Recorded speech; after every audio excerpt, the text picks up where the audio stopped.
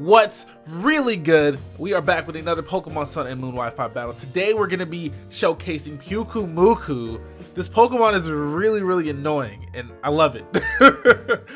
I like what it does. I like its design.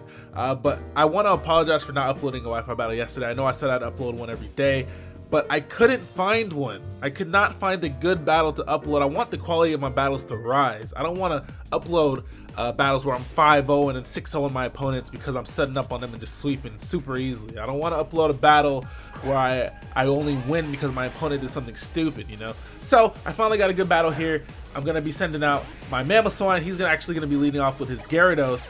I don't have anything for Gyarados. So what I'm going to do is I'm actually going to go out to Pyukumuku right now and attempt to stall it out. So I guess this is what I have for Gyarados, because even if it's a Mega Gyarados, Pyukumuku is so bulky. Basically, they designed it to be a very annoying Pokemon. It poisons things. It sets up things. It Baton Passes things. It doesn't really have any attacking moves itself. It actually has no attacking moves itself. It's very bulky, but it also has the Innards Out ability. So if I do happen to die, I can actually do damage to whatever killed me by using that ability to deal however much HP I had left when I did die to my opponent as, you know, extra damage at the end. So I'm going to go for the Toxic. I don't know if he was expecting it. I don't know what his Gyarados' moveset is. A lot of them carry Taunt, a lot of them carry Substitute. I don't know if he knew that I was going to poison him. I don't know if he had anything to stop me from doing it. But either way, he still gets poisoned, so it doesn't even matter. So I have a Rocky Helmet on my Pyukumuku, just for situations like this. He crunches me, and he takes a lot of damage from the Rocky Helmet, and then I just recover up. This thing is so extremely bulky that I can literally just sit here while he's poisoned, watching his HP dwindle every single turn. So that's pretty much what I'm doing here. And you guys are going to see I actually end up winning this exchange here. He's taking a lot of damage from the Rocky Helmet. He's taking a lot of damage from the poison. I'm recovering up. Unfortunately for me, he did get the defense drop, but I want to save my Pyukumuku for when that Porygon inevitably sets up, because that's what he has in the back. He has some very threatening Pokemon. So when that Porygon Z does set up, I can actually send out my Pyukumuku, and if he kills it in one hit, he'll die as well. That's what I want to save my Pyukumuku for at this moment. So I'm going to protect first, just to get make sure he takes a little bit more damage from the poison. I could have stayed in, like I said, and allowed him to kill me, but I didn't want him to kill me. I wanted to save my Pyukumuku for his Porygon, like I said.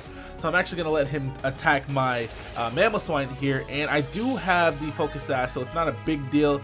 I do kind of lose my Stealth Rocker here. I have 1 HP left, but he is going to lose his Gyarados, and I actually haven't lost any of my Pokemon. Pyukumuku did a very successful job at stalling that Gyarados out. So that's what Pyukumuku does. That's what it can do. That's only one of the things that it can do. There are other sets you can run. You can run Z Purify, which actually boosts every single one of your stats, and then use Baton Pass. But I think that's banned if you're playing in small gun rules. And then you can also do things like Z Memento, kill yourself, lower the Pokemon stats, and then bring in the incoming Pokemon and heal them up. So it does have some cool sets that it can run. But here I'm actually going to go back into my Pyukumuku, and I'm going to use Recover, because I knew he probably would switch, or if he didn't switch, if he wanted to set up that Z conversion, I could have recovered, and then if he killed me, he would have died as well. But that's all after he takes my Mamoswine out with a Shadow Ball. So I'm going to go ahead and switch out to Marowak now. I figured he would definitely go for the Volt Switch here, even if he didn't, even if he decided to go for the Flash Cannon. I was going to bring in my Marowak regardless, and my Marowak names, I don't know if you guys noticed them, but I think they're hilarious, okay? Anyways, I'm pretty sure this Garchomp is coming out, so I'm just going to go for the Shadow Bone, and out it does come. I'm going to do like 80% to this thing. Oh my goodness. And then I'm going to switch out, because I know he's going to go for the Earthquake. So I'm actually going to send out my Dhelmise, because this thing can definitely tank an Earthquake. It has very high defense, it has very high special defense, it has very high attack, not so much speed, decent HP, stuff like that. So now I'm expecting his Tapu Bulu. I'm just making plays after plays here. I know exactly what's going on here. I know he's going to go out to his Tapu Bulu for a fact, so I actually go for the Anchor Shot, which is actually boosted by Dhelmise's ability, so it becomes like a stab move, which is really unfortunate because it still doesn't end up killing the Tapu Bulu. This is why I find Stealth Rocks to be so important. With Stealth Rocks, that would have easily been a one-hit KO. Stealth Rocks turns 2-hit KOs into 1-hit KOs and 3-hit KOs into 2-hit KOs. It's such a good move, probably one of the best moves in the entire game, but it's really unfortunate that I didn't kill, because now I'm going to be forced to take a Horn Leech, even though I do resist it, just because of how powerful Tapu Bulu is, especially in the grassy terrain. It's going to do a big chunk, but I am going to be able to take out Tapu Bulu with another Anchor Shot, which is going to be good for me. But like I said, unfortunate that I couldn't one-hit KO the Tapu Bulu, because I made the play. I knew what he was going to do, but it was just so unfortunate that I couldn't kill it. So mad about that. But here he's actually going to go out to his Porygon Z now. He really has nothing to lose here. I cannot one-hit KO him after the Z conversion with the Shadow Claw because of that defense boost that he's going to have. But I can do a lot of damage. I wasn't actually sure which typing he turned into, because they do run the electric typing sometimes to avoid Thunder Waves. But I just went for the Shadow Claw anyways. Maybe I should have gone for the Power Whip just because of the boost that I would have gotten. Now that I think about it, that probably would have been the better idea, because in the grassy terrain, Power Whip probably would have killed that thing, because it would have done what? 240? No, it would have done more than 240. It would have done like 270. It would have done 270.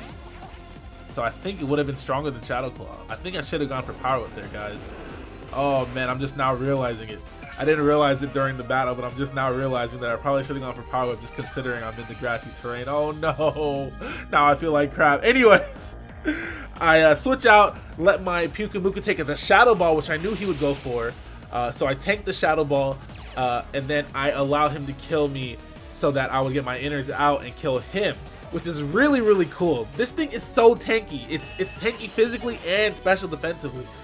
So I allowed him to kill me, like I said, after taking the Shadow Ball. If he had predicted my switching to Pyukumuku and gone straight for the Thunderbolt, I'm not sure if he would have killed me in one hit. So it's actually good that I took a Shadow Ball and then a Thunderbolt, because now his Porygon has been dealt with. So here is where things start to get messy. He has that Magnezone in the back. I didn't want to stay in and go for the U-turn because of the fact that he had that Magnezone in the back. So I just switched in my Dhelmise, because just in case he switched to that Magnezone, I wanted to catch it off guard with something. Also, I wanted to see if his Tapu Lele had the HP Fire. So now that I know it doesn't have the HP, if he had HP Fire, he definitely would have gone for it. So I know he doesn't have HP Fire, but I still don't know what item he has. I don't know if he's Scarfed or Specs. But here I bring in my Scizor just to make sure, because like, okay, this is what happened. Okay, this is what I'm thinking. I see that he went for Shadow Ball, which means that I know that he doesn't have HP Fire, which means that he knows that I know that he doesn't have HP Fire. So I brought in my Scizor, thinking that, okay, I saw the fact that he doesn't have HP Fire. I'm going to bring back in my Scizor. Maybe he'll switch to his Magnezone. So I double switch back to Tapu Koko, but he stays in. And that really messed me up, because I was expecting his Tapu Lele to switch out to Magnezone so that I could bring in my Tapu Koko, because my Tapu Koko has HP Ground, which means that I would have been able to take out the Magnezone, which means that if I took out the Magnezone, my Scizor would have been able to do some damage. But but it didn't work out that way. He just stays in his Shadow Balls my Tapu Koko, and that kind of ruined everything. It didn't ruin everything, but it made it so much harder for me to do things in the battle. But here he finally decides to bring out his Magnezone as I bring out my Scizor, and then I double switch to Marowak as he finally decides to bring out his Magnezone, like I said before. So I'm actually going to be able to get off the hit on something. I'm going to go for the Shadow Ball, because I know he's not going to stay in with Magnezone. He actually just lets his Tapu Lele die. It's kind of complicated what I was thinking here. I hope you guys are following my logic. I was just trying to catch the Magnezone slipping so that I could kill something, that's all. Because if he traps my Scizor, there's no way I can win. So now that the Tapu Lele is gone, I have to make another play. I can't stay in on the Garchomp, obviously. Maybe I should have, but honestly, if his Magnezone has HP 5, there's nothing I can do. So what I have to do is bring in my Scizor, but unfortunately he gets a critical hit on me. I think it definitely mattered, because at this point I would have been at about half, which means that if I had Mega Evolved right here like I did here, I definitely would have been able to take another Earthquake, because Mega Scizor has much higher defense than normal Scizor. So I would have been able to take another Earthquake, maybe Roost, maybe U-turn out, predicting his predicting his Magnezone to come in afterwards. But the crit just eliminated any plays that I could have made to come back into the game, which is really unfortunate, because I really believe that even though I lost my Tapu Koko because he didn't switch out, I really believe that I could have brought it back had I made the right plays in the right situations. But like I said, the crit just threw it all. It just threw all that out the window. Like, it doesn't even matter now. I just lose now. But good game, JT. Otis be Black. It's really unfortunate that he got that crit, like I said, because I think I still had a lot of room to make good plays. I was pretty much, you know, guessing right on everything he was doing. So I believe that I could have brought that back had he not crit me. But it's okay. I can't win them all. It's really unfortunate though. At least a bad taste in my mouth, man. But anyways, I'm out of here, guys. I really hope you followed my logic. I was kind of rambling. I don't know. I was trying to get my thoughts out nice and clearly, but I don't know if that happened.